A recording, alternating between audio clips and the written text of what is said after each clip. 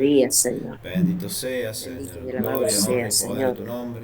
Santo, Gloria a ti, santo Señor es. Jesús, Bendito, bendito y por alabado regalarnos sea, una Señor. madre. Te alabamos Gloria, y te gloria a ti, bendecimos, santo, Señor. santo es. Bendito y alabado Bendito, seas bendito sea, por los Señor. santos Gloria, gloria, honra y ángeles, poder a por tu tu nombre. protección. Santo, santo es. Bendito sea, Señor. Bendito sea, Señor. Gloria a ti. Alabado sea Te el don alabamos del y te bendecimos. entendimiento, de la Bendito inteligencia. sea, Te Señor. Gloria, alabamos y te gloria. bendecimos, Señor. Santo, santo es. Bendito Señor, sea, Señor, Pones nuestra mente y nuestro corazón. bendito sea, Señor. Y tú sabes bendita sea. que somos frágiles, que somos hechos, Ya le te querías. somos hechos de barro, Señor. Somos, eh,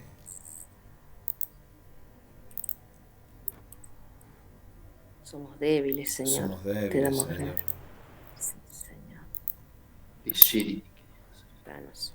Te pedimos que vengas, que nos auxilies con tu Espíritu Santo, que nos Sí, Señor. bendigas, que nos des tu paz, tu amor, tu luz, y que enciendes el fuego de tu amor en cada uno de nosotros. Ven, Amén. ven Espíritu Santo, Ven, ven a Espíritu llenarnos, Santo. ven a Ven, inundarnos, ven, ven Señor ven. Jesús, ven, ven Espíritu de unción, de bendición, ven, ven Espíritu Santo a cada uno de nosotros, ven en Y cada te una de quería. nuestras familias, en Ven, cada una de nuestras iglesias ven, Señor domésticas. Jesús. Ven Espíritu Santo a nuestras comunidades, ven Espíritu Santo a esta diócesis, esta fraternidad de grupos de Ven, oración, ven, ven Espíritu Espíritu Santo a esta Santo. renovación carismática católica, ven a tu Shiri. Ven, iglesia, Señor, ven, ven, ven, ven Espíritu ven, Espíritu Santo, Santo. ven, ven, ven, ven y Ven, toma ven, ven, Espíritu Espíritu, Divino. Ven, ven, ven, ven, acércate acércate a a mí, mí. Ven, ven, ven, ven, ven, ven, Espíritu Espíritu divino, Divino. Ven, ven, ven, ven, ven, ven, acércate acércate a a mí. mí. Apodérate, Apodérate, apodérate, apodérate, apodérate apodérate de de todo todo mi mi ser. ser. Apodérate, Apodérate, apodérate, apodérate, apodérate apodérate de de todo todo mi mi ser. ser. Aquí Aquí se se siente siente la la presencia presencia de de Dios. Dios. Aquí Aquí se se siente siente la la presencia presencia de de Dios. Dios. Aquí se Aquí se... siente la presencia de Dios. Ven, Espíritu Santo. Gloria a ti. Ven, Señor. Toda la alabanza. Ven, Espíritu Santo. Y Shimiriría. Shananay, shalalay, Alabanza. shananayana, shananayanaya, shananayana. Espíritu Santo. Shalalayalay, Gloria a shananay, Dios. shananayalay. Shanaya, shanaya, shananayatana. Hay shananayalay, shananayana. Amarana Nayananaya, ikirimi shananayana. shomarana. Shananaya, Amarana shananayanaya, irimi shekerana. Y shananaya, Amarana shananaya, irimi. shananayanaya. Hai Shumarana irana shananayanaya, kirisi. shananaya. He Amarana shananayanaya, irimi. shananayanaya. Shananayanaya, Shumarana irimi alabarana irimi. Amare. shananayanaya, shananayanaya. Amarana irimi. Shumarana irana. Shananayanaya, Shumarana irana. Shanayanaya, Shumarana Shanayanaya. irimi.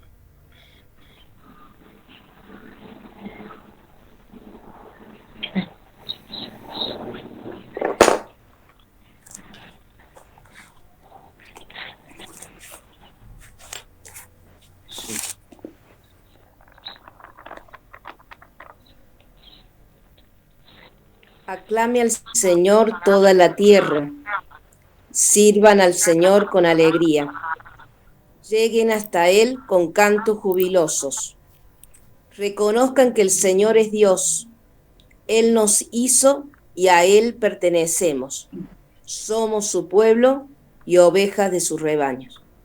Palabra de Dios. Te alabamos, Señor. Gracias, Señor, por tu palabra. Gracias, Señor, porque como te orábamos, somos hechuras tuyas, somos parte de tu pueblo, somos parte de ti, Señor. Somos hechos y creados a imagen y a tu semejanza, Señor. Somos parte de ti, Señor, y vivimos por tu inmensa misericordia y por tu inmenso amor, Señor. Aquí estamos, Señor. Somos parte de ti y nos sentimos parte de ti, Señor. Queremos recibir o queremos aceptar con todo nuestro ser esta realidad que tú nos presentas, que es ser parte de tu pueblo, ser parte de tu voluntad, ser parte de tu amor y aceptar y recibir ese amor en cada uno de nuestros corazones, no rechazarlo, sino todo lo contrario, ser parte de ti. Aceptamos ser parte de ti, Señor. Gracias, Señor, por ese inmenso amor. Gracias, Señor. Gracias, Señor, por esa inmensa misericordia que tienes para con cada uno de nosotros y en especialmente con tu pueblo, Señor, el que consideras tu pueblo, Señor. Gracias, Jesús. Gracias, Señor. Gracias, Bendito Señor. seas. Bendito y alabado seas. Gloria a ti, santo, santo eres. Gloria y Bendito alabanza, seas, Señor. Señor Jesús. Bendito seas, Bendito y Señor. alabado seas. Alabamos y te bendecimos. Santo eres, Tu nombre es santo, Señor. Bendito Bendito sea, seas, Señor. Gloria a ti, Señor. Todo el honor, el poder y la gloria es tan bueno como tú. Amén. Alabado Bendito sea, seas. gloria a ti. Gloria a ti, Señor Jesús. Gracias. Y todos juntos te decimos gloria al Padre, gloria al Hijo y gloria al Espíritu Santo, Y al Espíritu Santo, como Como era era en en el el como era en el principio, Siempre, ahora y siempre, por los ahora y siglos de siempre, los siglos. por los siglos de los siglos. Bueno, ahí tenemos 2 minutitos, si me permite, Fulvio. Si alguien quiere compartir qué ha vivido, qué ha sentido, qué le suscitó la oración de hoy, y hace un pequeño discernimiento. Miriam, si querés compartir la cita. Sí, es Salmo 199, del 1 al 3. Bueno.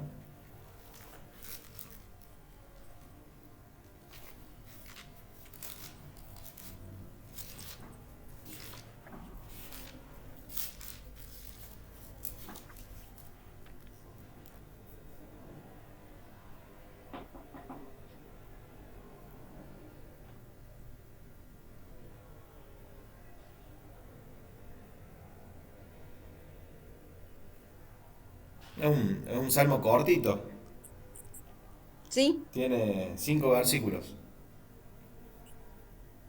Sí.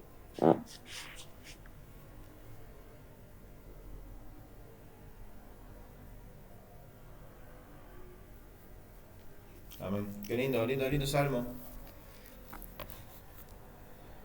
¿Alguien quiere compartir qué ha sentido su corazón?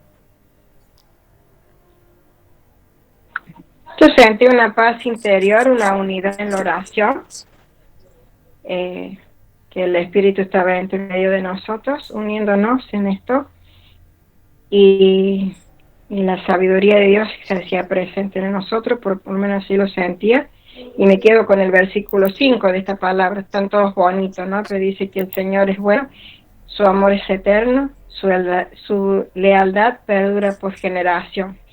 Palabra de Dios. Te alabamos. Te alabamos, Señor. Amén, Señor. Eso es lo que yo tengo para compartir. Amén. A mí me queda que me invita a servir, ¿no? A servir con alegría. Bueno, y al llegar a Él, ¿no? Con cantos, como María Santísima, ¿no? Que canta el Magnificat una vez que ella se siente que Dios la elige, ¿no? Entonces eso, el canto de María y la invitación de servir con alegría. Amén. Gracias. Amén.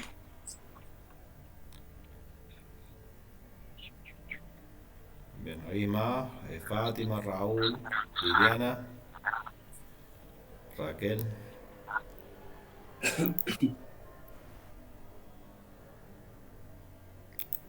Perdón, Maribel.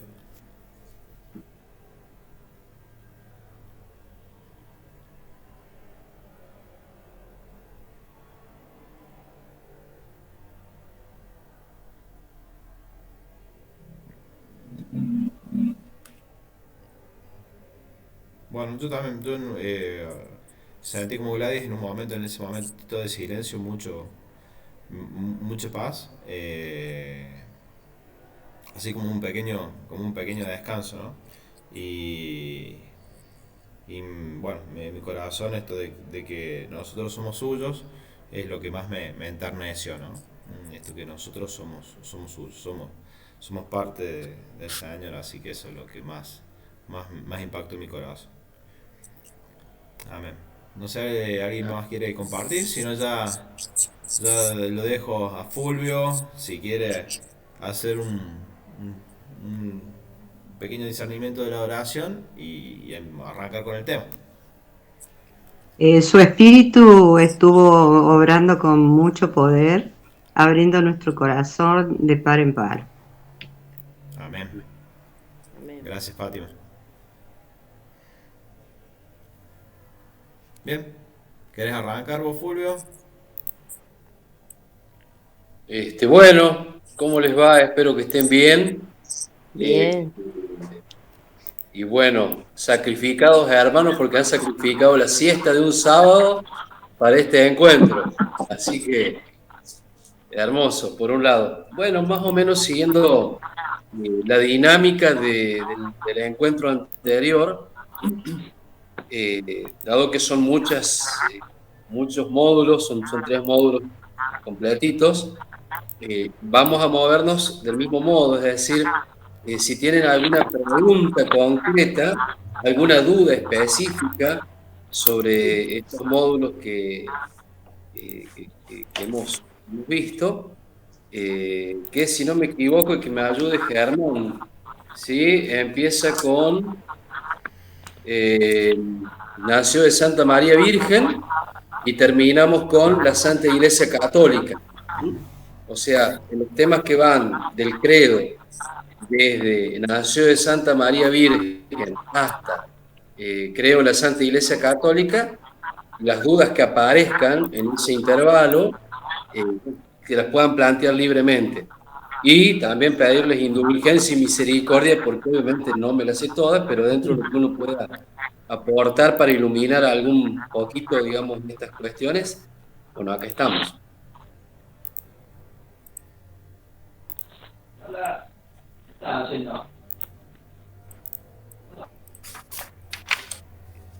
Bien.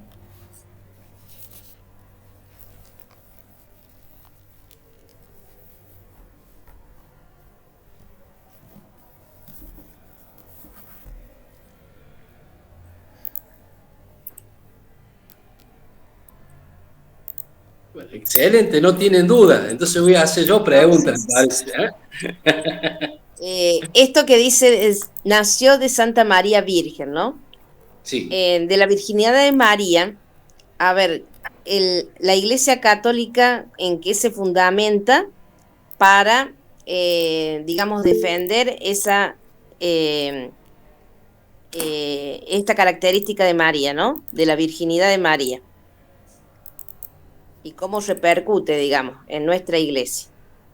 Bueno, has hecho una pregunta súper amplia, y va dentro del ámbito de lo que es la apologética, la defensa de nuestra fe. En primer lugar, no voy a precisar ahora con exactitud, porque aparte no tengo mi Biblia acá, y tengo una Biblia gigante de esas de las de antes de la Vulgata, y me es muy pesada para manejarla. Pero en el texto de Isaías, cuando refiere proféticamente a miren que la Virgen dará a luz, es el primer signo mesiánico. ¿Por qué es un signo mesiánico? Es un signo mesiánico porque no hubiese habido signo alguno si dijeran, miren, una mujer va a dar a luz. Es decir, más dentro de un pueblo de Israel donde tenemos en cuenta que la función de la mujer y de hecho el matrimonio judío apuntaba a tener mucha cantidad de hijos, si simplemente se hubiera establecido como signo una mujer, no hubiera sido un signo como tal. Razón por la cual el texto de Isaías es claro cuando dice, miren que la Virgen dará a luz. Es el primer texto. Después, cuando seguimos avanzando en los distintos textos del Nuevo Testamento, la Iglesia se sigue fundamentando en que María no tuvo más hijos. Uno de los motivos, yo acá les voy a dar algunas apreciaciones, porque hay todo un tratado de la teología mariana, por ejemplo, donde se sostiene que María no tuvo más hijos, es en San Juan capítulo 19, del 25 al 27, porque ahí nos encontramos con una María a los pies de la cruz de Jesús. Y Jesús se le entrega como madre al discípulo amado. Al final del texto dice que desde aquel día el discípulo la llevó a su casa. Porque esto nos está revelando, digamos, en razón del signo que María no tuvo más hijos. Nos está revelando porque una tradición judía indicaba que una madre, una mujer, una esposa, no podía quedar sola. ¿Por qué? Si una mujer quedaba sola, no tenía descendencia, no tenía quien se hiciera cargo de ella, tenía dos modos de sobrevivir o de subsistir. Era la mendicidad o la prostitución. Razón por la cual el rey dentro del pueblo de Israel tenía la misión de garantizar los derechos del huérfano y de la viuda. Entonces, inferimos que José ya había muerto, pero, si hubiera tenido más hijos, esos hijos se tendrían que haber hecho cargo por ley judía de María. Y ahí no hay ningún hijo al cual Jesús, respetando la ley judía, pudiéselo entregar. Simplemente se lo entrega a un extraño, podríamos decir, uno que está fuera de la consanguineidad, que es Juan, según la vieja tradición apostólica, o el discípulo amado. Entonces, ahí también está refiriendo nuevamente a que María no tenía otros hijos. Cuando lo vemos también en la genealogía, no recuerdo bien ahora, creo que es en la de Mateo específicamente, dice, y María, ¿sí?, la madre de Jesús, la refiere a María como la madre de Jesús. No habla de otros hermanos, pero por ahí puede surgir este cuestionamiento que nos hacen constantemente de que en algunas citas dice tu madre y tus hermanos. Sin embargo, en el estudio del lenguaje bíblico, el lenguaje judío, se sabe que no había un modo para referirse a hermanos, ¿sí?, distinto de parientes. No había un modo de decir primos, tíos, se les llamaba hermanos a todos los que fuesen parientes. ¿Por qué? Porque también cuando uno lee el texto original en griego koiné, utiliza la palabra adelphos. Adelphos significa hermanos, pero fíjense que aquí lo aplica no solamente a el vínculo de parentela, sino por ahí en un texto, creo que en Hechos de los Apóstoles, cuando dice que Jesús se le apareció a más de 500 hermanos. Y utiliza nuevamente el término adelphos. Entonces nuevamente nos está refiriendo que María, primero, en virtud del signo, porque si María hubiera dejado de ser virgen, no habría un signo para las generaciones futuras. Este es un signo que tenía que perpetuarse en el tiempo. Por eso la Iglesia Católica sostiene que esta virginidad de María como signo absoluto y pleno es una triple virginidad, en el antes, en el durante y en el después, que es el dogma que nosotros sostenemos. Finalmente, hay otro texto que puede resultar dudoso cuando dicen que sostienen, y María no tuvo más hijos, no tuvo relaciones con José, dice no tuvo relaciones con José, y dice después hasta que nació Jesús. Entonces acá muchos hacen hincapié en decir, no, ven, ahí está indicando claramente que hasta que nació Jesús, quiere decir que después sí los tuvo. Bien, ese hasta divide el texto. Ese hasta no es una continuidad. Lo podríamos leer de este modo, así como lo enseña la tradición de la Iglesia y como la Iglesia lo creyó desde el primer siglo. Y María no tuvo más hijos, y María no tuvo relaciones con José. ¿Por qué? Porque ahí está destacando, cuando dice que no tuvo relaciones con José, lo que está poniendo el énfasis es en el nacimiento virginal de Jesús. Ese es el centro. Por eso destaca que no tuvo relaciones con José, para remarcar que la importancia de ese texto está en que María no tuvo relaciones con Jesús. Y ahí podemos poner, y esto lo digo, no es que esté puesto así, pero para que ustedes lo entiendan, y hacemos una separación. Hasta que nació Jesús. Estamos hablando ahora de otro tema. Entonces, María no tuvo relaciones con Jesús. ¿Por qué? Porque nos importa destacar que el nacimiento de Jesús es virginal. Y después, no tuvo relaciones con José, perdón. Sí, eso te estaba por corregir porque gracias, se te mezcló ahí. Se me chingó. Y entonces después cortamos y decimos hasta que nació Jesús. Ese hasta divide, ese hasta marca una temporalidad. Por ejemplo, podemos decir el mismo ejemplo cuando se habla de que dice Jesucristo, y yo estaré con ustedes hasta el fin del mundo. ¿Quiere decir que después del fin del mundo ya no va a estar más Jesús con nosotros? No, está marcando, ¿sí?, una división temporal. Yo estaré con ustedes, ¿sí? Hasta el fin habla de una temporalidad, como diciendo una continuidad. Finalmente, con esto ya más o menos trato de cerrar algunas de las bases donde la Iglesia sostiene la virginidad de María, está en el diálogo que María tiene con el ángel. Y acá les pido misericordia por mi dificultad de expresión, pero voy a tratar de hacerlo más claro. Cuando María le pregunta al ángel y le dice, ¿cómo sucederá esto si yo no conozco varón? La respuesta del ángel tendría que haber sido la siguiente. Presten atención. María, es obvio cómo va a suceder. Si vos estás desposada con José, en algún momento vas a tener relaciones, entonces vas a quedar embarazada. Eso hubiera sido una respuesta obvia. Pero fíjense que en la pregunta de María está dando por hecho que ella no conoce ni tampoco a futuro va a conocer. ¿Cómo va a suceder esto que yo voy a quedar embarazada si yo no tengo relaciones con ningún varón?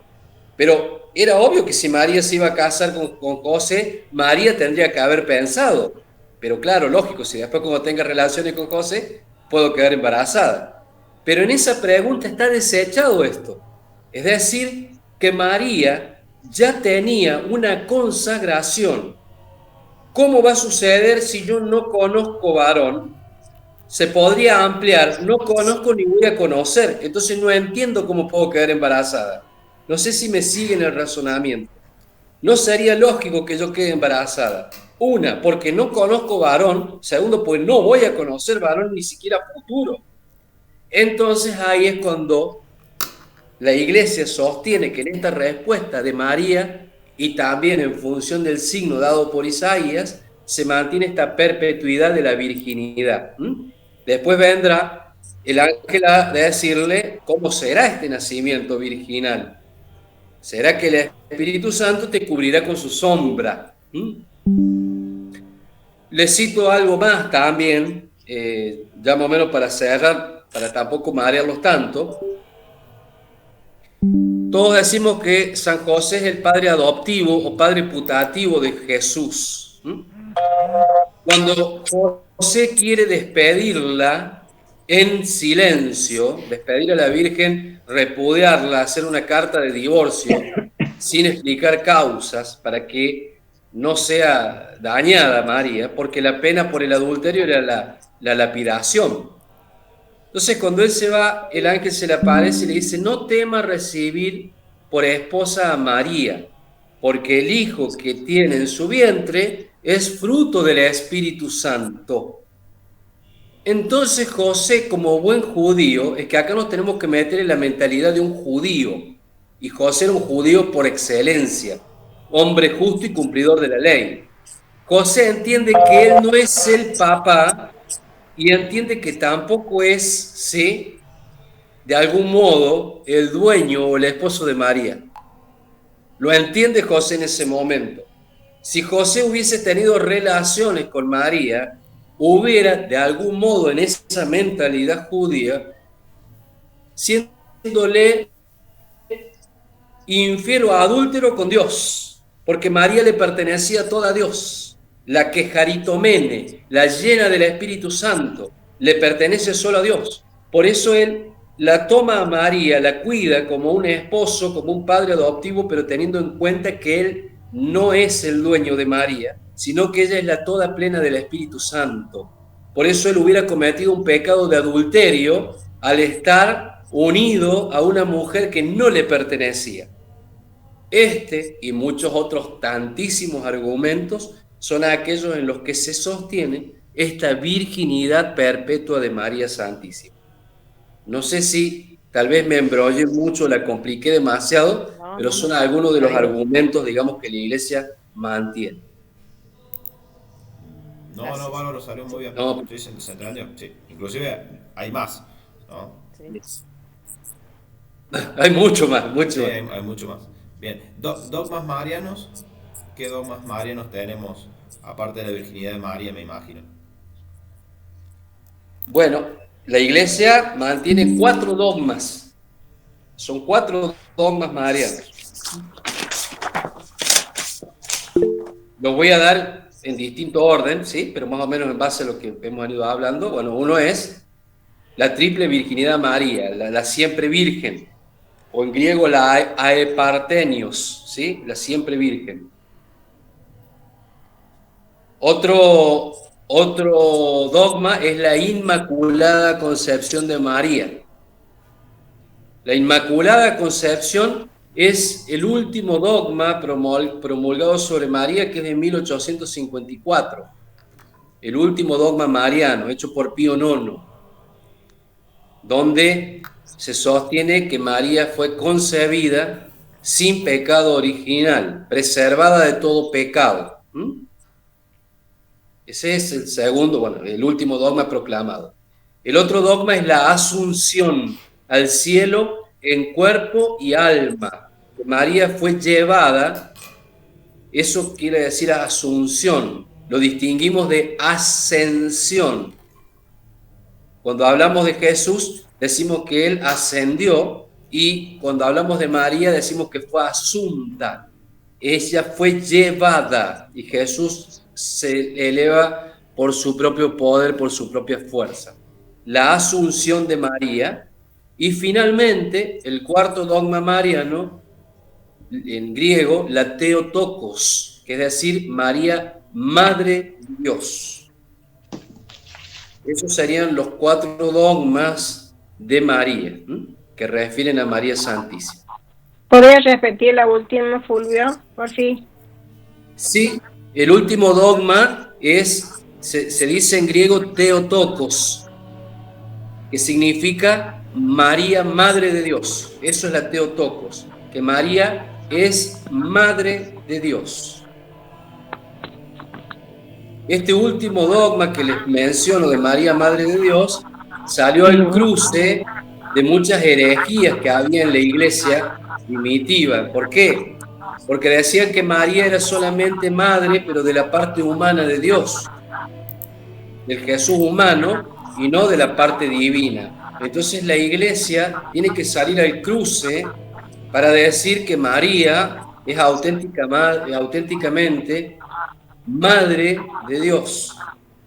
Digamos, está fundamentado también en la Escritura en Lucas 1:43, si no me equivoco, cuando Santa Isabel le dice a María: ¿quién soy yo para que la madre de mi Señor?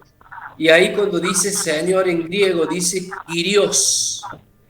Kyrios es la palabra griega para decir Señor. Y Kyrios es la palabra griega que reproduce la palabra hebrea Adonai, que significa Señor. Entonces, cuando utiliza ¿quién soy yo para que la madre, la Tocos, ¿sí? La madre de mi Señor, la Teotocos, de mi Señor, del Señor, el título dado únicamente a Dios. Entonces Isabel, movida por el Espíritu Santo, está reconociendo que esa Virgen que está frente a ella es Madre de Dios, en su totalidad, Jesús, segunda persona de la Santísima Trinidad.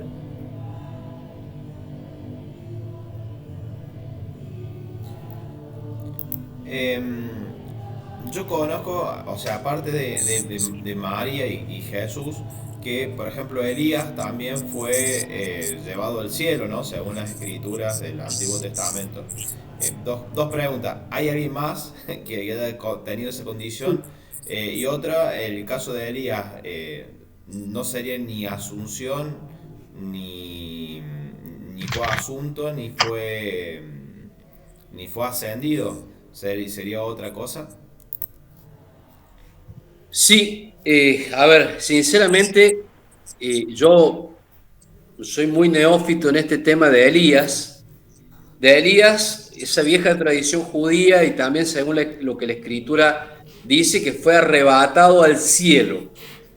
Y no hay una explicación más allá del arrebato al cielo, si fue arrebatado en alma o fue arrebatado en cuerpo y alma. No, yo no tengo un estudio al respecto donde lo especifique. Donde sí nosotros tenemos estudio para sostener, digamos, desde la Escritura, es en el caso de María, y puntualmente por distintas cuestiones, esto de que sea concebida sin pecado, es decir, ella no sufrió la corrupción, ¿sí?, en su cuerpo, sin embargo sí la muerte. Más allá de que por ahí había corrientes teológicas que no le llamaban la muerte de María, sino la dormición. Pero el magisterio de la Iglesia señala al final de sus días, de su existencia terrena, en su muerte, María muere, pero muere en mérito a la pasión de su Hijo Jesucristo. Si Jesús, siendo Dios, el Salvador del mundo, experimentó la muerte, María, ¿sí?, en los méritos, ¿sí?, a su Hijo, unida a su Hijo, experimenta también la muerte. No por la corrupción del pecado específicamente. Pero en el caso de Elías, solamente tengo esto que vos me estás diciendo, no te puedo iluminar mucho más allá, estaría mintiendo. Solamente el hecho de que fue arrebatado y que aparece dialogando con Jesús y junto a Moisés en el monte Tabor, en la transfiguración de Cristo. Más allá de eso no te sabría decir, porque no es algo que yo haya profundizado. Buenísimo, bien, perfecto. Yo tengo otra duda también que a mí siempre me... bueno, no, dejo para que otra persona pregunte. No sé, Raúl. Fátima o Raúl. Raúl, no sé, Fátima o Raúl. Fátima, después sigo. Fátima tenía levantada la mano desde el comienzo. Sí, la levantó cuando nos saludó. Así que... Sí, no sé cómo se borra, ahí está. Ahí la Así que podés preguntar, Raúl. No, era que me venía a la mente que la diferencia entre Elías y María, que Elías nace con el pecado original Entonces, si bien los dos son llevados, arrebatados al cielo, María, por haber nacido sin pecado original, ella pasa al reino de los cielos y Elías se presume que ha pasado al paraíso, ¿no? Eso es lo que tengo entendido. Excelente. Excelente apreciación. Es muy claro esto que estás planteando, Raúl, con respecto a la herencia del pecado. Nos puede hacer presuponer, evidentemente, esto que estás planteando vos, ¿no? Que fue arrebatado, pero al haber heredado el pecado original, podemos inferir, pero y vuelvo a insistir, yo me estaría moviendo en el campo de la especulación, pero no de la certeza, porque sinceramente no me he formado en ese punto, que ahora me ha dado mucha curiosidad y me voy a poner a estudiar el tema de Elías. Pero lo que vos me estás planteando es muy, muy coherente, tiene una coherencia teológica.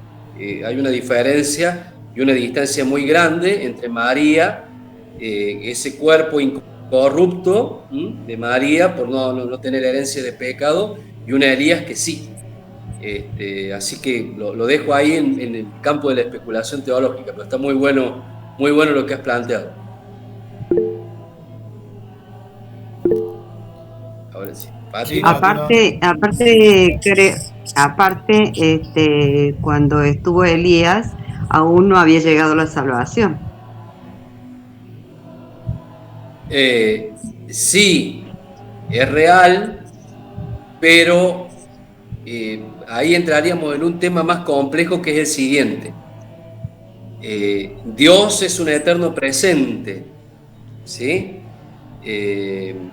Sí podemos decir, ya eso lo vamos a ver cuando vamos un poquito más adelante, o sea, es bueno lo que estás planteando, que Elías fue llevado no al cielo, como lo planteamos en el caso de María, sino que Elías tiene que haber sido llevado al Seol, o al Hades, o al infierno, que era entendido en aquella época como el lugar de los muertos. En el lugar de los muertos, ¿sí?, coexistían los justos y los injustos, los malos y los buenos.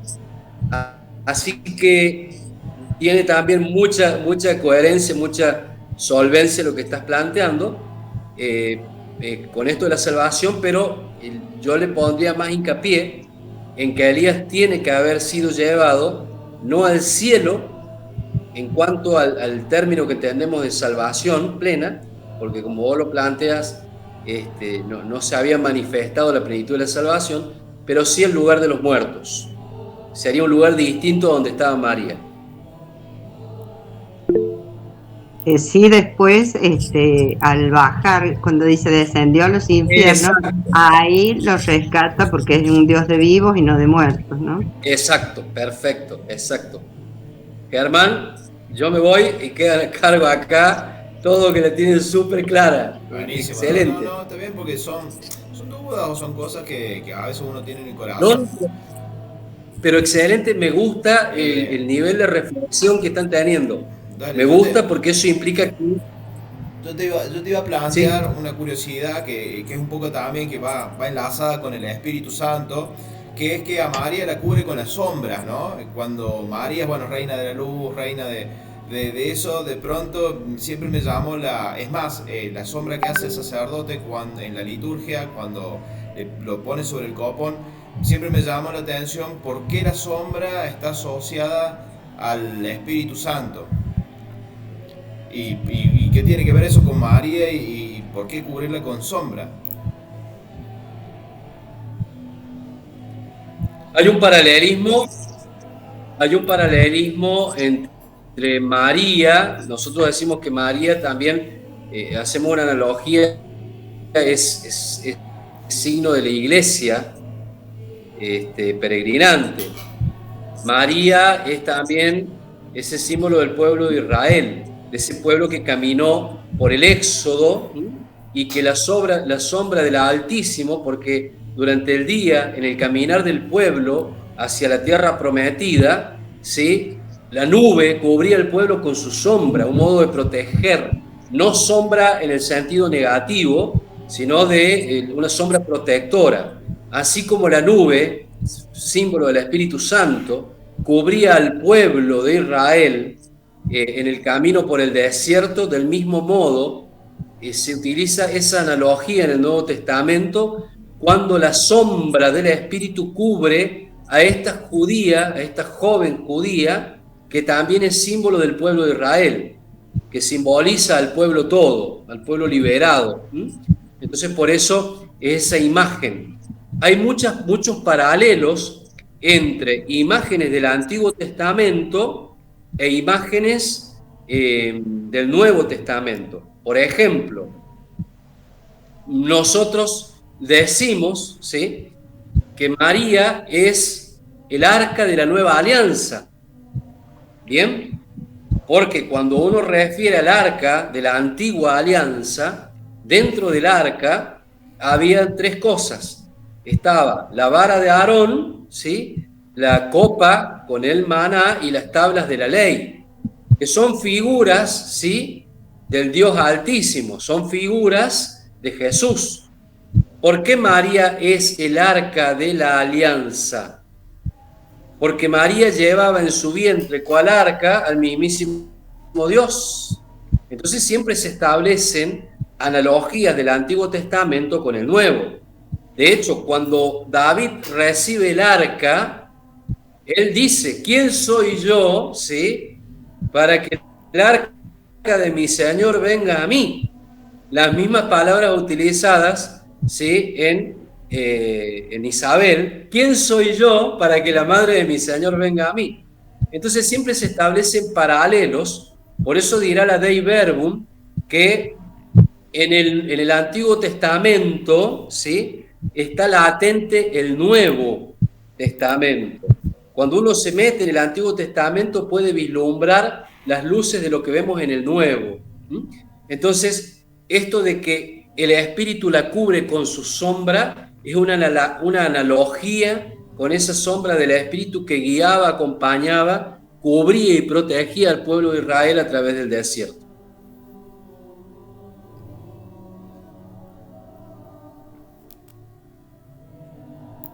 Buenísimo, buenísimo.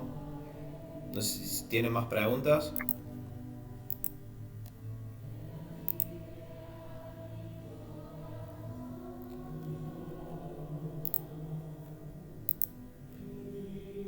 Fulvio, ¿querés redondear algo, ya que lo tocamos así medio tangencialmente? Tema de cielo, purgatorio, infierno, y mencionar algo de eso, de esa parte. Bueno, tiro algunas cositas al respecto. Si surge alguna duda por ahí para puntualizar y la tengo a mi alcance, la tratamos de reflexionar juntos por ahí. Generalmente cuando tocamos el tema de cielo, purgatorio o infierno, estamos haciendo alusión directa a el estado de salvación o condenación de las personas. En primer lugar, tenemos que entender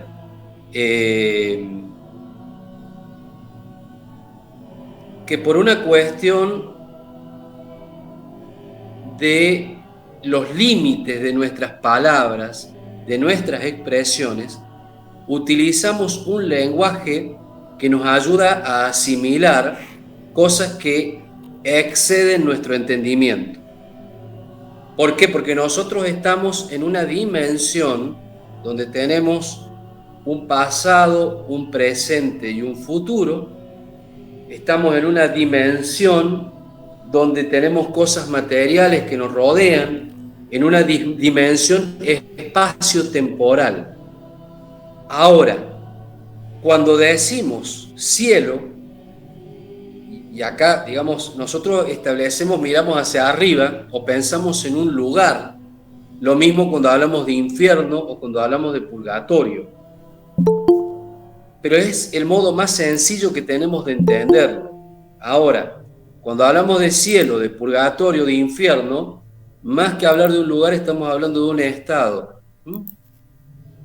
un modo, podríamos decir, acá voy a decir un bolazo filosófico, pero para que se entienda, un modo de ser. Pero no es un lugar específicamente. Cuando hablamos de cielo, estamos hablando de la visión beatífica de Dios, de ese estado donde se cumple aquello que Jesucristo en ese diálogo intratrinitario tiene, si no me equivoco, en San Juan 17, 20, 21, cuando dice: y yo te pido no solo por estos, sino por aquellos que creerán a través de la palabra de estos, para que todos sean uno, ¿sí?, en nosotros, como yo en ti y tú en mí, que seamos uno. Es decir, el cielo es ese estado de unidad, ese estado de visión gloriosa de la presencia de Dios, el momento en el cual todo velo se corre y ya lo contemplo cara a cara y lo puedo ver como Él me ve a mí. Es complicado decir esto, me gustaría decir que el cielo es ese lugar bonito donde vamos a estar todos alabando, cantando, compartiendo entre hermanos y demás, pero lo más teológico que puedo expresar es ese estado de unidad trinitaria donde somos uno con el Señor y gozamos plenamente de la felicidad y la visión beatífica. Ahora bien, los otros dos estados, purgatorio e infierno.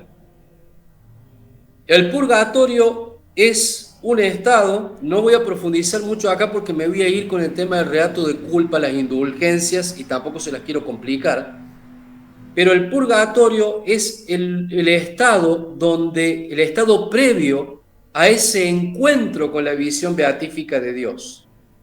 Es un estado previo donde podríamos decirlo, también acá voy a cometer otro error hasta teológico, pero para hacerlo claro, donde se termina de curar las llagas del alma, donde entro en un estado de purificación, de pureza definitiva de mi alma para poder contemplar a Dios.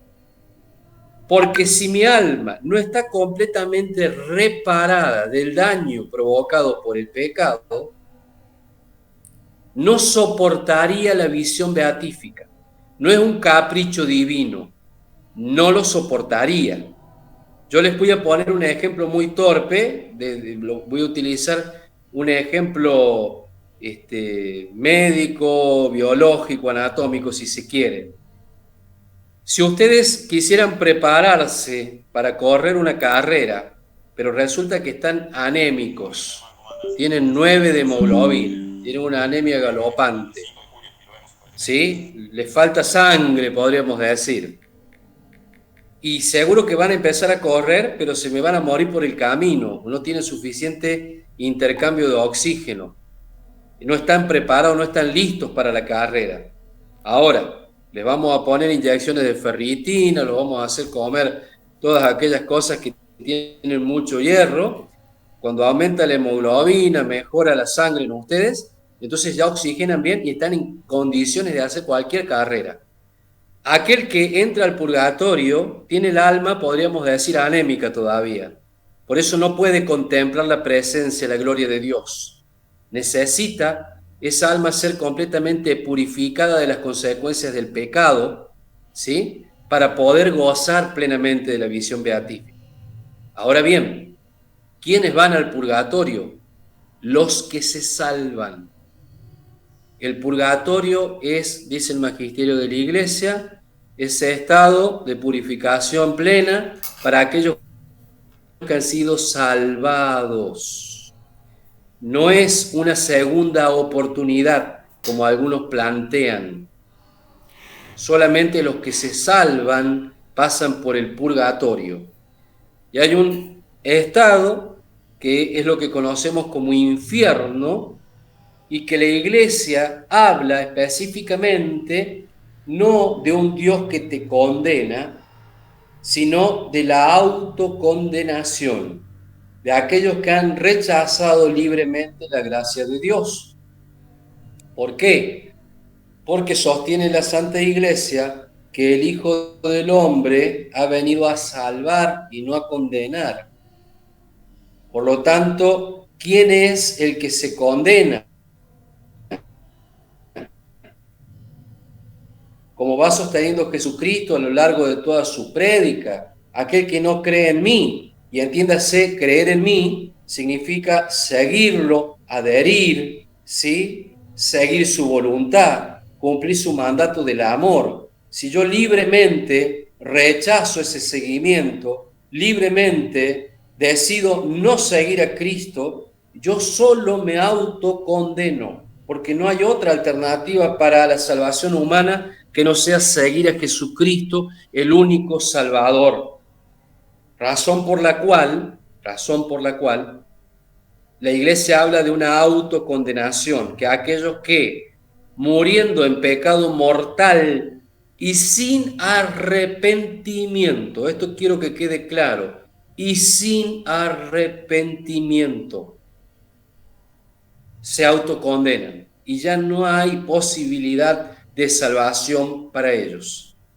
No hay posibilidad de salvación porque una vez que uno ha decidido libremente rechazar a Dios, ¿sí? Dios respeta esa libertad y ese alejamiento que el hombre tiene cuando toma una decisión definitiva, estando en vida sin arrepentimiento, en la otra vida lo que hace es potenciar su decisión. Esto entra dentro del misterio de un montón de especulaciones teológicas, pero ya no hay fuera de esta vida oportunidad alguna cuando uno muere en pecado mortal sin arrepentimiento y habiendo rechazado a Jesucristo libremente. Entonces, esos son los tres estados. El cielo, visión beatífica; el purgatorio, para los que han sido salvados, una etapa de purificación y sanación del alma; y el infierno, un estado de autocondenación irrevocable e irreversible.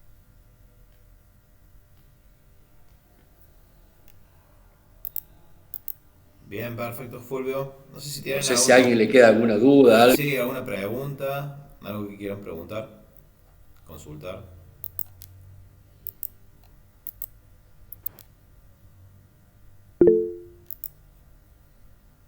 Raúl.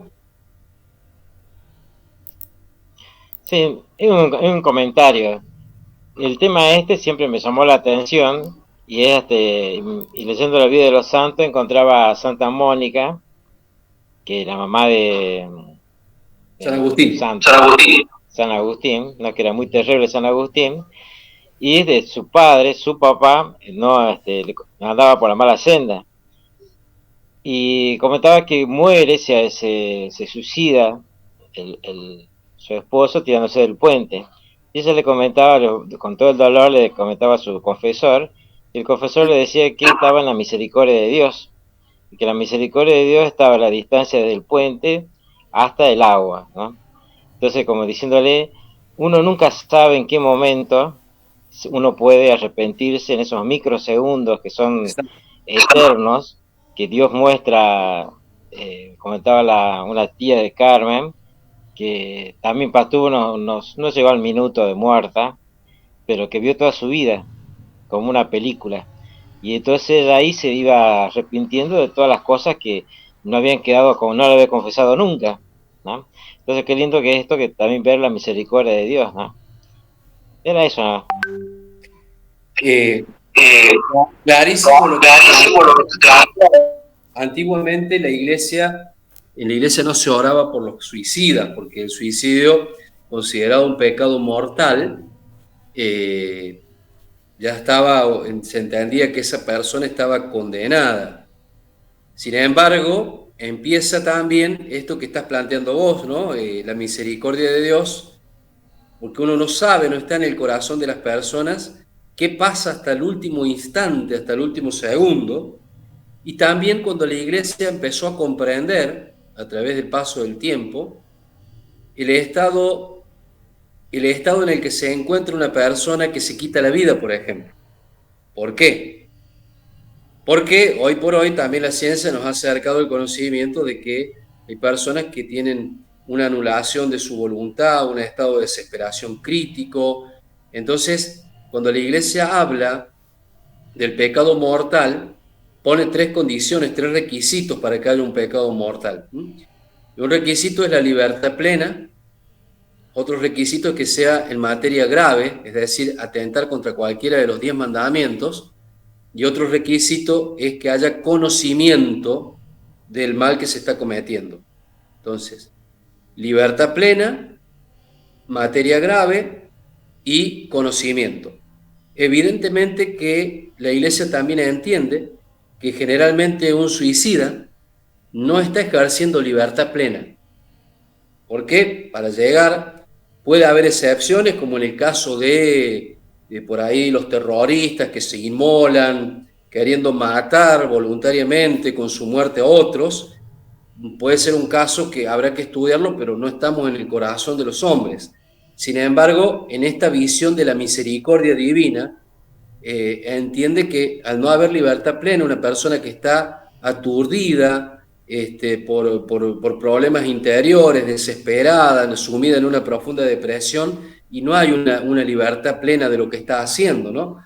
Entonces, la Iglesia habla, cuando se refiere a esta clase de cosas, que hay atenuantes en el pecado, hay atenuantes, y a veces estos atenuantes pueden llegar hasta la nulidad misma del pecado. Entonces, es real esto que estás planteando, no lo sabemos, por eso la Iglesia generalmente no habla de condenados, porque la Iglesia es puerta de salvación, no sabemos quién está condenado, y si hay muchos condenados o no los hay. No está en nosotros decirlo, no es parte de nuestra misión tampoco, sí abrir las puertas de la Iglesia para la salvación de los hombres. Eso sí. Entonces, entregamos a la misericordia a que en el último instante, por eso citaba este texto del Magisterio de la Iglesia, cuando dice, aquellos que muriendo en pecado mortal, y dice, y sin arrepentimiento. No sabemos si se arrepintió. Queremos pensar que sí, y queremos pensar que la fuerza de la oración de toda la Santa Iglesia colabora para que esa persona en el último instante se arrepienta y acepte la salvación divina.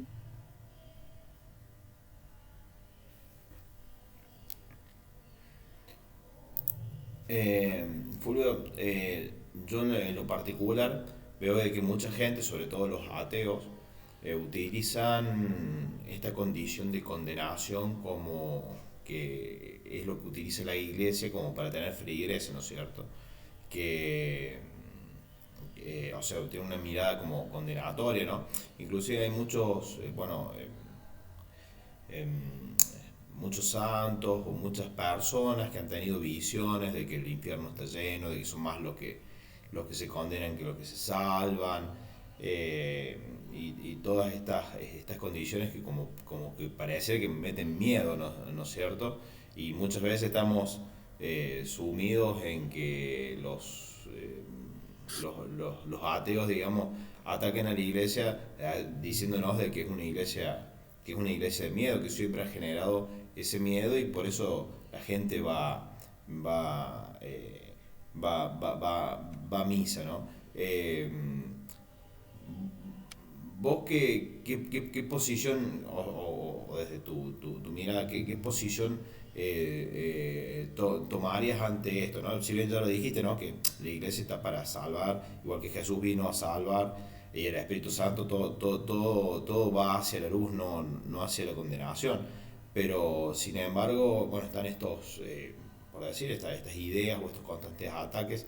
Inclusive cuando vemos cosas muy en contra de nuestra fe, también ya nos sale la condenación rápida, y decir, bueno, si haces eso te vas a condenar, te vas a ir al infierno, esto es del diablo, del demonio, siempre ya nos sale rapidito nuestra condición, y me parece que no es, bueno, hay que ser como más cauto, ¿no? ¿Vos qué posición tomarías, no? Si de pronto un ateo te viene y te dice, che, mira, ustedes son condenatorios natos, lo único que buscan es hacer tener miedo a la gente, ya que lo único que hacen es utilizar el miedo como doctrina, ¿no? Y un poco, bueno, utilizan esto, ¿no? Esta imagen del infierno que como que, como que te estás cayendo en el infierno, ¿no es cierto? ¿Qué dirías vos? ¿Qué posición tomarías? ¿O cómo podrías decir, bueno, no, ¿cómo te pararías vos, ¿no? Como para responder una condición así? Bueno, yo me voy a plantear desde esto, voy a tratar de ser claro y quiero ser preciso. Está muy, muy buena tu pregunta.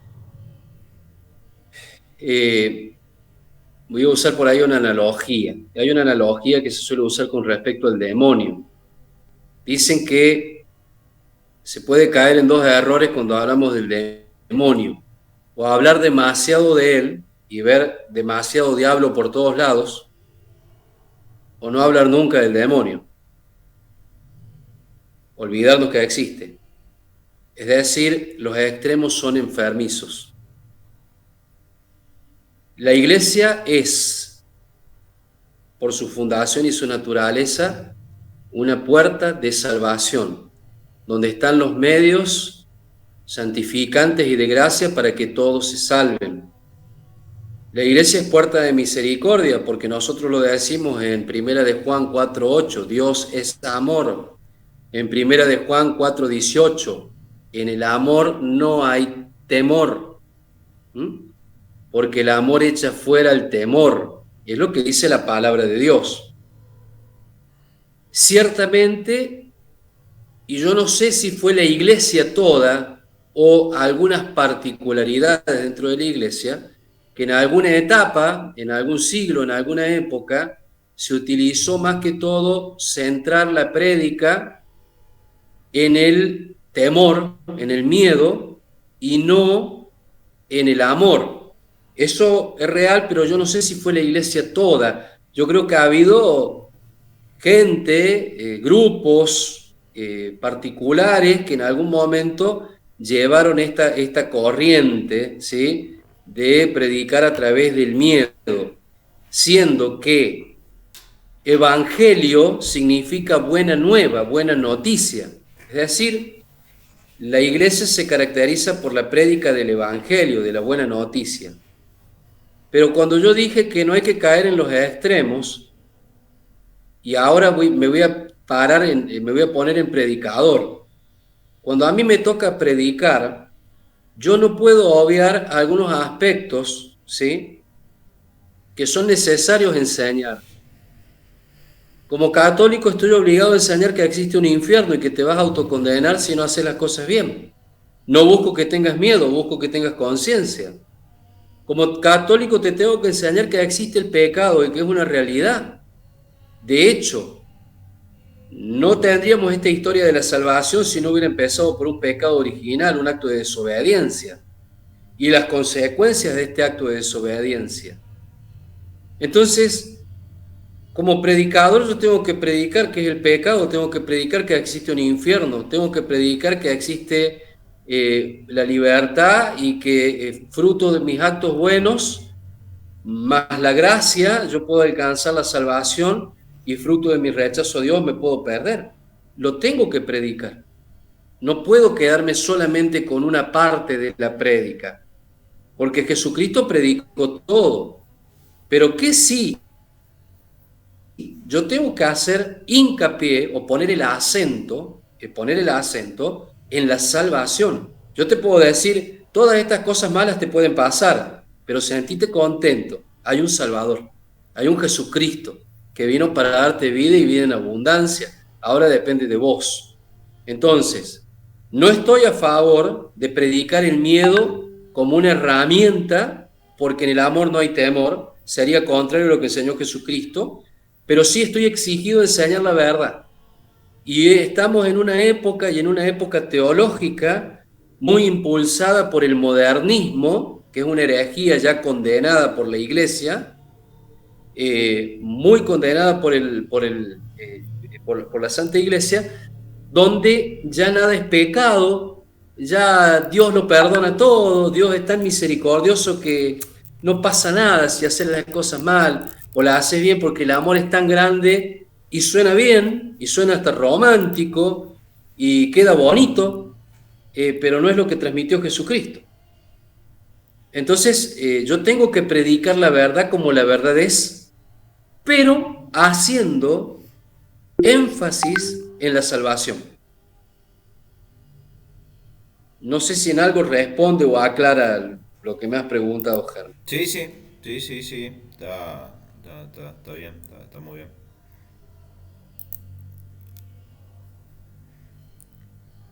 Bien, nos quedarían unos 10, 15 minutitos más o menos.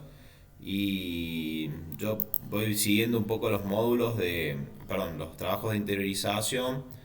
El módulo 4 habla del Espíritu Santo y el módulo 5 habla de la Iglesia Católica, ¿no?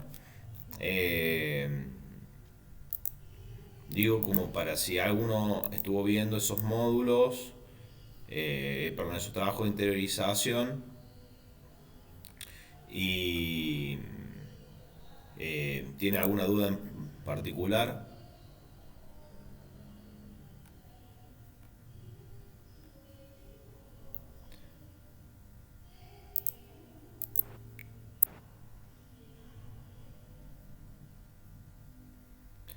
Si no, yo te tiro dos preguntas y cerramos con un poquito de todo, ¿no? Ya algo del Espíritu Santo hemos hablado. Raúl, ¿querías preguntar o hiciste así accidentalmente? No, pues Raúl me estaba comentando que se tienen que ir a misa. Su Listo, señora listo. lee el guión, entonces se tenían que. Se estaba yendo. Perfecto. Está yendo. Bueno, Perfecto, bonito. Bendiciones. respecto en el Espíritu Santo, ¿no? El tema del Espíritu Santo como paráclito, ¿no? Sí. Y también que va un poco de la mano con esto, ¿no? De la salvación, la condenación, ¿no? En varios textos bíblicos habla del acusador y del defensor, ¿no? En este paralelismo. Y quien cumpliría el rol de abogado defensor sería el Espíritu Santo, ¿no es cierto? Al cual llamamos Sí. paráclito.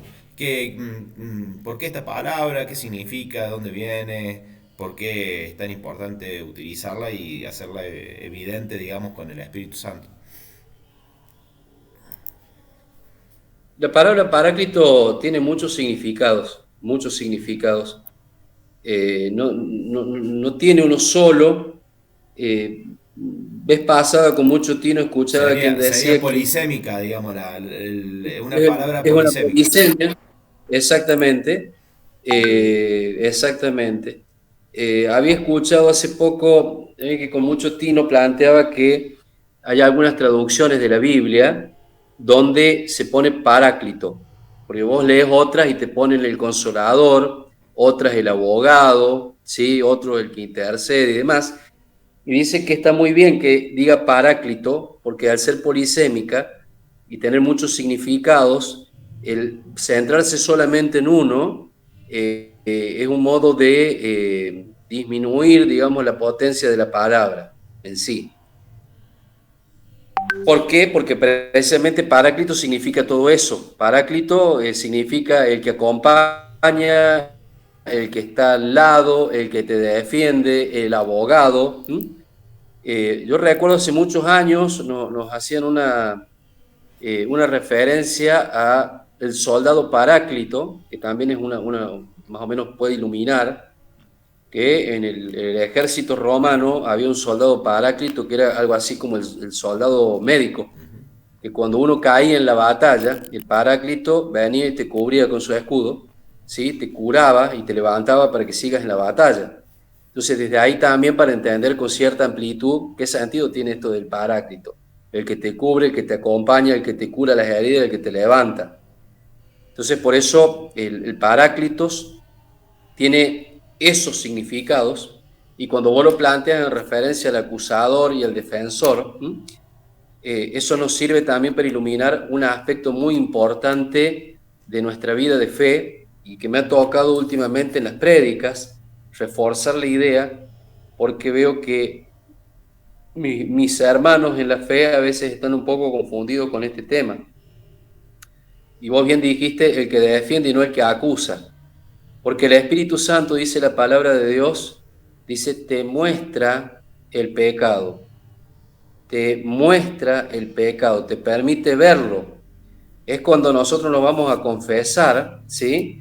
Y hacemos un examen de conciencia y tomamos realidad del pecado y sentimos un don, que es el don del dolor de los pecados. Es decir, tomamos conciencia del pecado y siento dolor por haberle fallado, podríamos decirlo así, a aquel que me ama. Es un dolor que me nace del amor, por haberle fallado al que me ama fielmente siempre y que nunca se decepciona de mí. Entonces el Espíritu Santo muestra el pecado, pero el Espíritu Santo nunca acusa. Por eso lo tomo cuando vos hablabas del acusador y el defensor. Al no acusar, nosotros entendemos en la iglesia que Dios, que el Espíritu Santo de Dios no culpa, porque hay muchos hermanos que experimentan culpa constantemente, se sienten culpables, y es mi culpa, y yo tengo la culpa. Y cuando les pasa eso, yo siempre les digo, eso que estás teniendo ahora es una tentación del demonio, pero eso no es una acción del Espíritu Santo, porque el Espíritu Santo, que es defensor y es paráclito, te muestra el pecado, pero no te culpa ni te acusa. Él no está para culparte y acusarte, sino para que vos viéndolo, con tu libertad, con tu voluntad y con tu amor hacia Dios, te alejes de Él. Entonces, por eso está bueno esto que vos planteabas del acusador y el defensor. El Espíritu Santo nunca nos va a acusar, nunca nos va a culpar. Cuando uno experimenta eso, sepa que no hay nada más lejano de lo que Dios quiere. Otra cosa es experimentar la culpa, pero entiéndase culpa sinónimo de responsabilidad. Soy responsable de este acto, en tanto culpable, en tanto responsable. Pero cuando hablamos de esa culpa, ese sentimiento de desasosiego, de angustia, de sentirme lo peor del mundo, ¿sí? Ya estoy hablando de una tentación demoníaca y no una acción del Espíritu Santo. No sé si en algo responde, estoy tratando de ir recordando pequeños... Sí, tal cual, no, está muy bien. Y viste que en la palabra habla que dice que hay un pecado que no va a ser perdonado, que es el pecado contra el Espíritu Santo. ¿Que nos puedes contar algo de eso? Contra el Espíritu Santo. Sí, cómo no. ¿Cuál es el pecado contra el Espíritu Santo? Hay mucha gente que pensaba que el pecado contra el Espíritu Santo era insultarlo, ofenderlo, y ese pecado no se puede perdonar. Pero ahí entramos en un conflicto también, porque decían, no era que Dios lo perdona todo, ¿cómo puede ser que hay uno que no puede perdonar? En el contexto, cuando Jesucristo habla eso, a Jesucristo que está haciendo curaciones por el poder del Espíritu, los fariseos, en ese contexto, en esa discusión, es que Jesucristo les dice, todo pecado será perdonado, pero no el pecado contra el Espíritu. ¿Qué significa el pecado contra el Espíritu? Que si vos no sos capaz de reconocer la acción del Espíritu Santo y a lo que ese Espíritu Santo, ¿sí?, te cerrás, como se cerraron los fariseos, y hasta el punto de confundirlo con algo totalmente contrario a lo que Él es, no se te puede perdonar. Porque alguien que niega la acción del Espíritu, ¿sí?, se ha cerrado y no puede ser perdonado. No porque Dios no pueda o no quiera, sino porque vos te has cerrado. Ya llegar al punto de confundir al Espíritu Santo con un demonio, quiere decir que tu corazón se ha cerrado tanto a la gracia que sos incapaz de aceptarlo y de verlo. Por eso no se te puede perdonar ni en esta vida ni en la otra. Podría compararlo, para hacerlo más entendible, con el pecado que no se te perdona en el confesionario. ¿Cuál es el pecado que no te van a perdonar en el confesionario? Aquel del que no estás arrepentido, aquel que vos no reconoces como pecado. Si vos no aceptas que esto que estás haciendo es un pecado, ¿cómo te puedo perdonar? Hay un principio en teología que dice, no se redime lo que no se asume. No se puede redimir lo que no se asume como un pecado. ¿Cómo te voy a salvar si vos no lo estás reconociéndote como necesitado de salvación. Por lo tanto, el pecado contra el Espíritu es aquel que se cierra definitivamente a la acción del Espíritu Santo y niega su acción. Por eso dice, no será perdonado este pecado. ¿Por qué? Porque no ves. Ya si no ves la acción del Espíritu, porque no querés abrir el corazón y ya no tenés perdón, no hay forma de perdonar. ¿Cuál sería la forma? Que empieces a ver, que te arrepientas y que descubras que esa era una auténtica acción de Dios. ¿Se entiende más o menos? Es medio complicado, dale, pero... dale. Che, yo haciendo otra reflexión, no sé si es muy teológica mi reflexión, pero es reflexión humana al fin.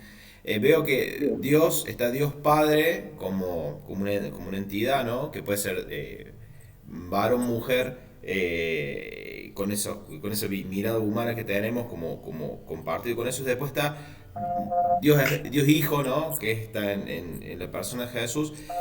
Pero en cambio el Espíritu Santo es como que son muchas cosas, ¿no? Es como que... por decirlo así, en una forma, Dios Padre es una cosa, Dios Hijo es otra cosa, pero el Espíritu Santo son muchas, ¿no? Y es como que en esa unidad entre los tres se plantea también esto, lo único y lo mucho. ¿Hay algo teológico vinculado a eso, a esa condición, o no? Perdón, te estoy metiendo en un apriete. No, estoy tratando de a ver si más o menos le engancha la pregunta y ver si lo podemos iluminar de algún lado.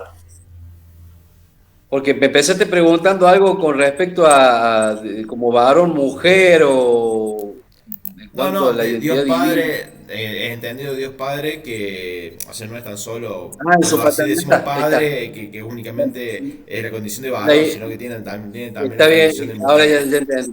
Y la iglesia sostiene lo siguiente, ¿sí? O sea, nosotros por una cuestión también, a ver, no la quiero complicar demasiado, no la quiero complicar, pero la voy a complicar un poquito. Hay algo que se llama antropomorfismo y algo que se llama antropopatismo. ¿Qué significa esto? El antropomorfismo es darle a Dios forma humana, antropos, de hombre. ¿Mm? Y el antropopatismo es ponerle a Dios sentimientos humanos. ¿Mm? El patos viene de sentimiento, de sentir. Por eso, cuando uno lee la Escritura, va a leer en el Génesis que Dios caminaba por el jardín del Edén. ¿Cómo va a caminar Dios si no tiene piernas? Bueno, es un antropomorfismo. Cuando se encuentra con Moisés, le dice, yo pasaré, no podrás ver mi rostro, pero sí verás mis espaldas. Y la pregunta es, ¿tiene espalda Dios? Por si es puro espíritu. Entonces, el antropomorfismo es un modo de darle una forma que nosotros podamos entender. Y el antropopatismo, cuando le ponemos sentimientos, cuando dice la ira de Dios, la cólera de Dios, Dios se enojó, Dios es un Dios celoso. Y estos no son sentimientos propios de Dios, del Dios que es puro amor. Sin embargo, por una necesidad nuestra de hacer lo próximo y de poder entenderlo, tenemos que recurrir a estos recursos. Entonces, cuando nos referimos a Dios, nosotros tenemos una imagen clara del Dios Padre, puesto que se reveló como Padre creador, como Padre en cuanto a aquel que da la simiente. Y Jesucristo como su Hijo, un Hijo, y uno tiene una claridad psicológica de que se trata un hijo, aquel que viene de él, que ha sido engendrado por él, que nace, que toma la carne y en este caso forma de varón. Entonces cuando referimos a las imágenes se nos hace fácil entender que es un papá y que es un hijo. Sin embargo, cuando hablamos del Espíritu Santo, la iglesia te pone un montón de imágenes. La paloma, el agua, el fuego, el dedo de Dios, la mano de Dios. Te va poniendo un montón de imágenes al respecto. La sombra, la nube incandescente que iba de noche y la sombra que cubrió a María en su vientre, las lenguas de fuego. Entonces uno dice, es más difícil contextualizar. Es decir, la Iglesia sostiene que es más fácil, en base a lo que vos me estás preguntando, descubrir la acción del Espíritu, digamos, quién es el Espíritu Santo, más fácilmente por lo que Él hace, por sus acciones, que por lo que Él es en sí mismo. Porque Él sigue siendo Espíritu. De un modo más sencillo de aprenderlo es cuando los padres de la Iglesia decían que el Espíritu Santo es el amor del Padre por el Hijo. De ese amor, de ese vínculo entre el Padre y el Hijo, surge un amor entre ellos, y ese amor que surge entre ellos y que es persona, llámese Espíritu Santo. Entonces, es real, así como lo planteas, la Iglesia propone muchas imágenes, pero también nos conduce a entender que es más fácil descubrirlo por sus acciones que por su ser en sí mismo. Por eso recurre a muchas imágenes, porque no puede ser contextualizado fácilmente. Bien, perfecto, bárbaro. Está buenísimo, está buenísimo. No sé si la compliqué demasiado. No. Por lo menos yo No, bien, bien. Lo entiendo, Sí, lo sí, entiendo sí. bien, y también das otras ideas que por ahí Oye. yo no tenía. Bien, no sé si hay más Cuando, preguntas. con el tema del anterior, quedé con esto del pecado contra el Espíritu Santo, ¿no? Sí, Que hablabas de cuando uno no es capaz de reconocer la acción del Espíritu. ¿Tiene relación cuando dice la palabra no entristezcan al Espíritu Santo o no tiene relación? qué pregunta.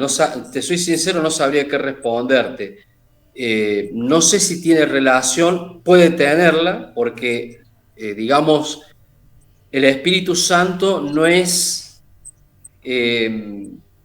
impasivo ante nuestras acciones.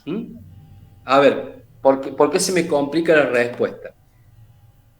Con esto, a ver, yo no la quiero complicar tampoco para el allá. Se sostiene que mis alabanzas no le aportan nada a Dios, porque Dios es la plenitud perfecta, pero hay una necesidad de mí de alabar a Dios, porque he nacido para Él, porque he sido hecho para Él, y porque es la tendencia que me lleva también desde esa paz del corazón de volver de donde yo he salido.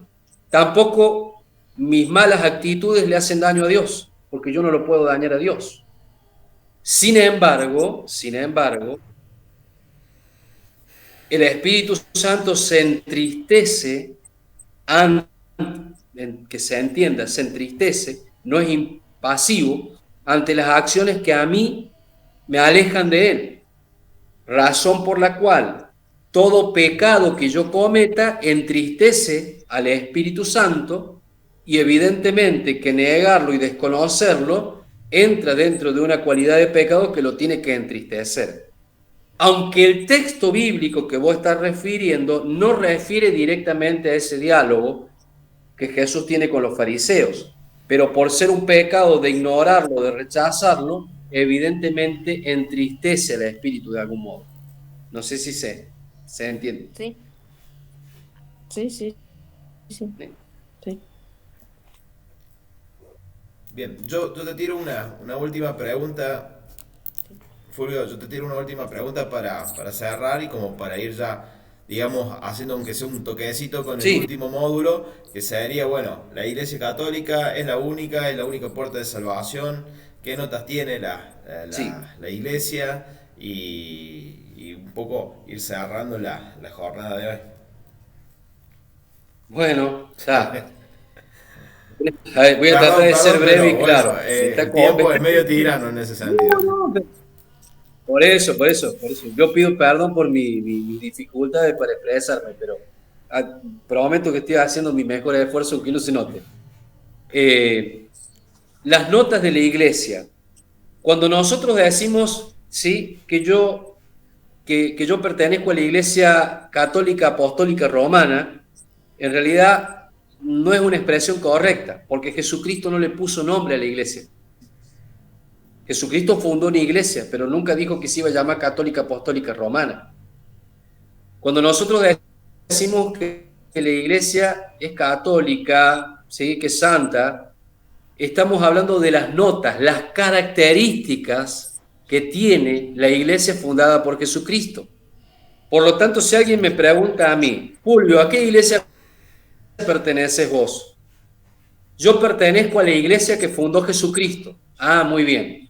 ¿Qué características tiene esta iglesia que fundó Jesucristo? Tiene 4 características, 4 notas. ¿Cuáles son? Que es una, que es santa, que es católica y apostólica. Punto.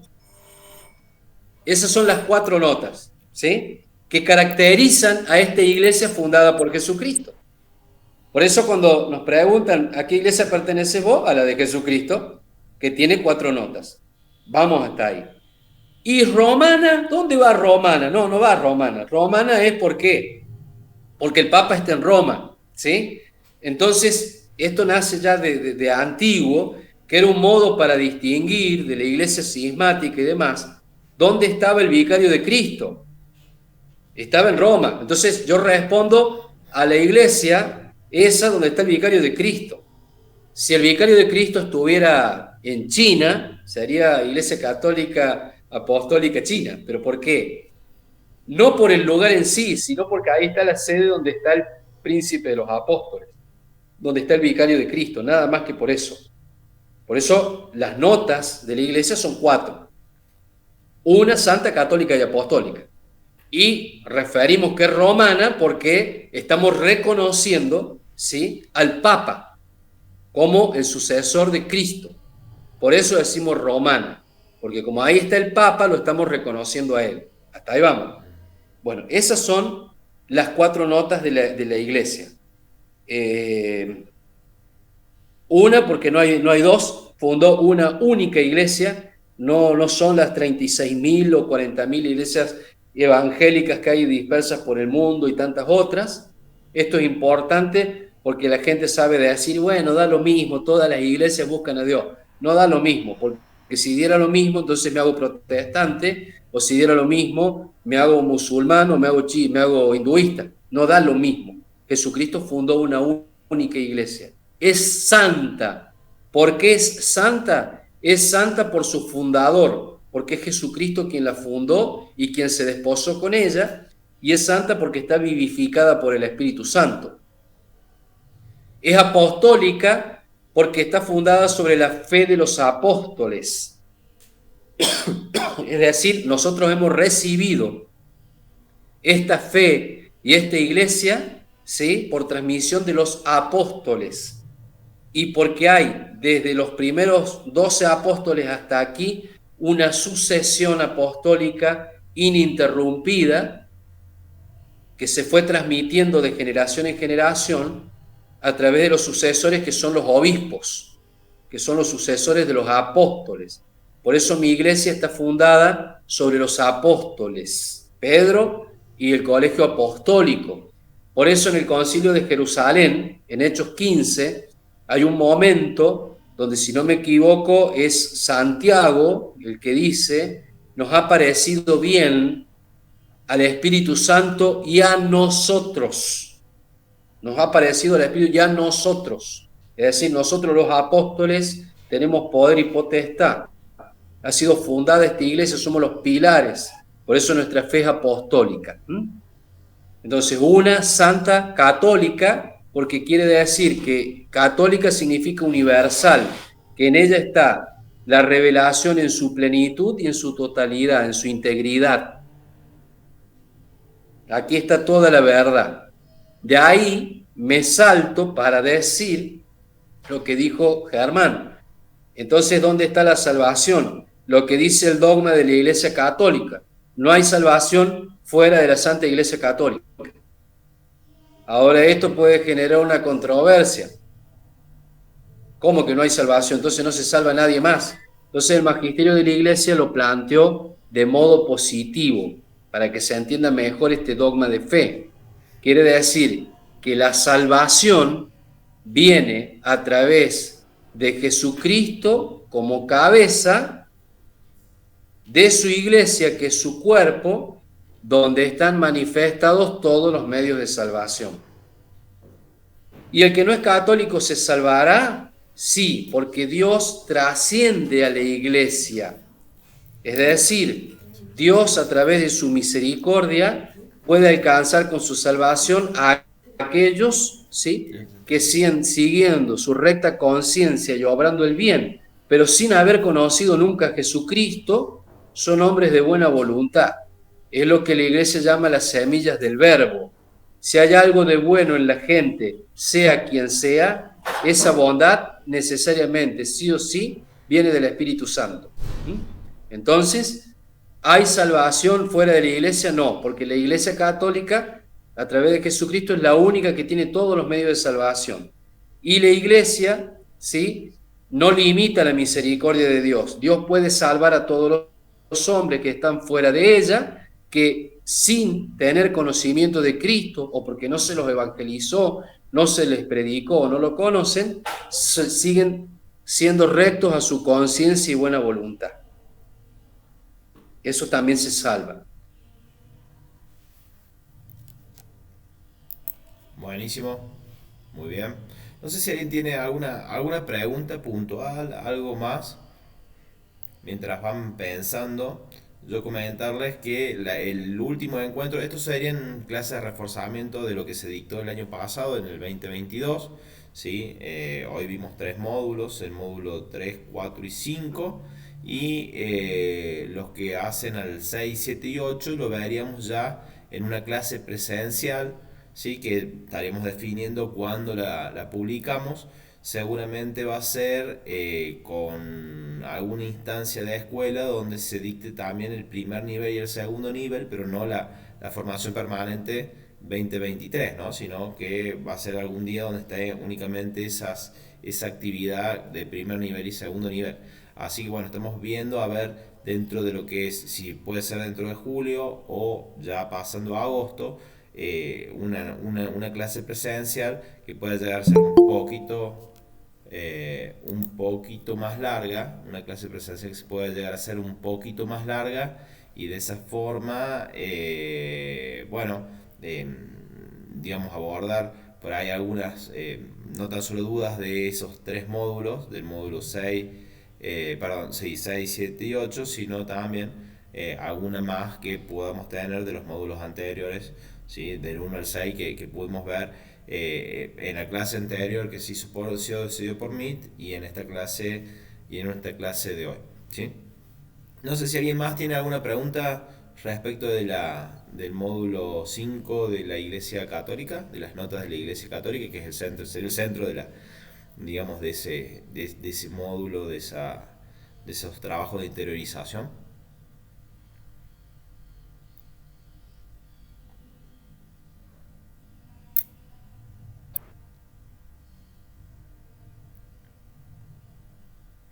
Bueno, si no hay dudas, o por lo menos no escucho. Sí, Fátima. No quería preguntar sobre los módulos, sino... No se escucha. No se escucha, Fátima. Fátima.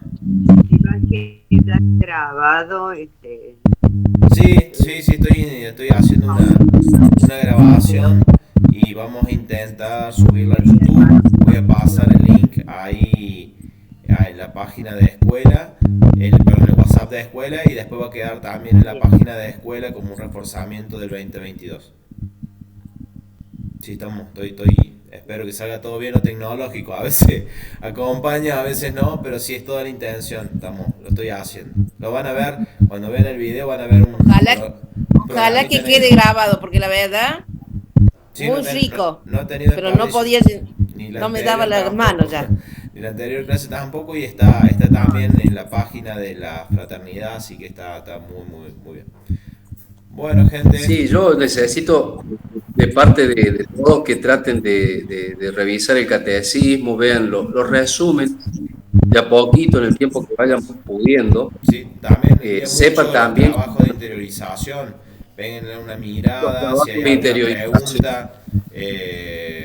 Me acuerdo que la vez pasada una persona planteó el tema de las herejías que estaban en el módulo uno, ¿no? Entonces eso que son a veces temas que no estamos tan habituados a ver, pero que son importantes tenerlas en cuenta, ¿no? Me han traído un cafecito, Sí, ahí mi querida esposa, muy bien, muy bien, muy bien, está excelente. pronta. Así que bueno, Sí, no, y bueno, sepan también, a ver, yo esto lo digo, digamos, también por ahí, yo cuando me escucho, por ahí me doy cuenta que por ahí cometo muchos errores en algunos términos, en algunas cosas, sepan comprender, como les dije, no me las sé todas. Después cuando estoy reescuchando de nuevo algo, digo, no pude haber dicho semejante cosa.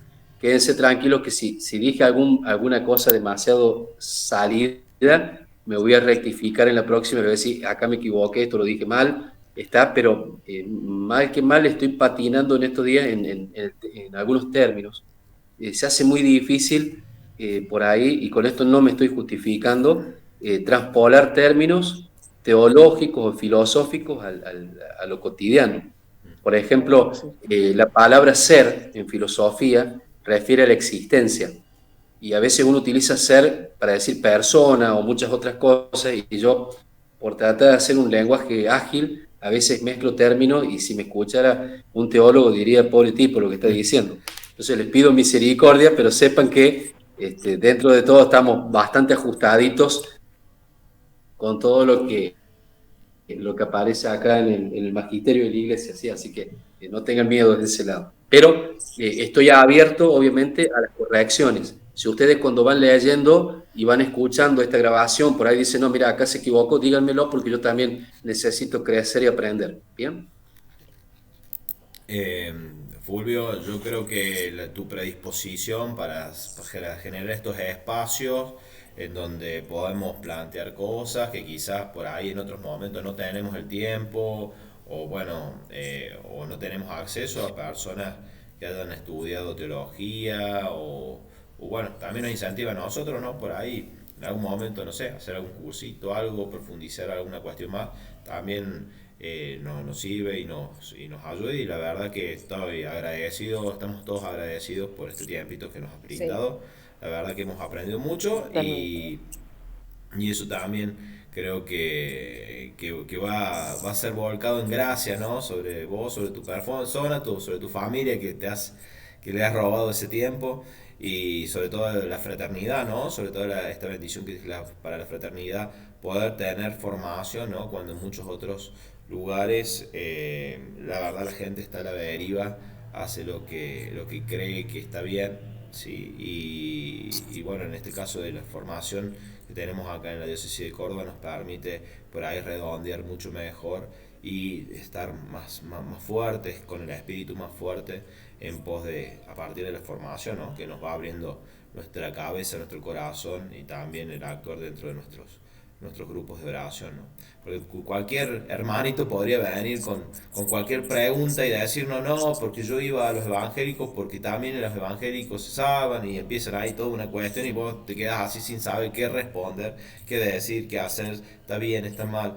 Bueno, entonces nosotros nos pasan muchas cosas ahí en nuestros grupos de oración y tenemos que responder a la altura, ¿no? de cada condición, sin herir, sin lastimar, pero también diciendo la verdad, ¿no? Que esa es lo que me parece que quiso transmitir Fulvio a lo largo de estas charlas, ¿no? Que es lo que venimos haciendo en el programa de formación del 2022, 2023 y 2024, que sigue, que cada vez va profundizando en temas y también con temas actuales como tenemos este año en el 2023 que vamos a hablar de ideología de género y otros temas más, ¿no es cierto? Así que bueno, invitarlos a seguir con la formación, a seguir dándole masa, como dicen los chicos ahora. Y bueno, y muchas gracias por su presencia, por estar, muchas bendiciones. Y bueno, ahí comparto en los distintos grupos el link Y de cualquier cómo queda cosa también, subido. simplemente cualquier cosa, he tenido la gracia, para mí es un honor, me han estado algunas personas mandando mensajes a mi celular haciéndome algunas preguntas al respecto, así que también está abierto eso. Por ahí si surge alguna duda en lo que yo pueda ser útil, está mi Bien. celular siempre ahí a disposición, me manda un mensajito y Fulvio, en la medida que puedo se los voy. ¿querés, aunque sea de decirlo, tus medios para comunicarnos con vos, qué medios podríamos utilizar? Sí, bueno, o sea, el celular por WhatsApp, que es lo más común, porque es por donde más ágil son las preguntas, que es 3516 1348 95. Bien. 3516 1348 95. Bien, mail, algo de eso. En cualquier cosa. Email, sí, es Kinesis con K. A ver si tengo para ponerlo bueno, acá. es medio complicadito. Es Kinesis, sí. De kinesiólogo. Kinesis De 95. kinesiólogo, otra faceta. Exactamente. Otra faceta que tiene Fulvio. Muy bien, muy bien. Arroba. No sé por ahí si se ve un Kinesis con K. Bueno, es. Digo, acercar un poquito más que no se vio. No sé, está muy feo escrito, pero. A ver. Aquí, Decime si se va ahí bien. se ve, anda corriéndolo un poquito. Kinesis. Correr un poquito más. 95. Kinesis, un poquito más. Poquito más. Arroba. Hotmail.com. Bien, perfecto. Bueno, ahí queda grabado, así que todas las consultas ahí. Y bueno, muchas gracias, muchas bendiciones. Le vamos a rezar a María, ¿sí? Que estuvo presente toda nuestra jornada. Le vamos a decir: Dios te salve María, llena eres de gracia, el Señor eres de gracia, contigo. Bendita tú eres entre todas las mujeres, y bendito es el fruto de tu vientre, Jesús. Santa María, Madre de Dios, ruega por nosotros pecadores, ahora y en la hora de nuestra muerte. Y gloria al Padre, gloria al Hijo, y gloria al Espíritu Santo, como era en un principio, ahora y siempre, por los siglos de los siglos. Que nos bendiga Dios, que es Padre, Hijo y Espíritu Santo. Amén. Muchas bendiciones para todos. Dios los bendiga. Muchas gracias. Chao. Gracias a ustedes. Bendiga. Gracias. Muchas bendiciones. Chao.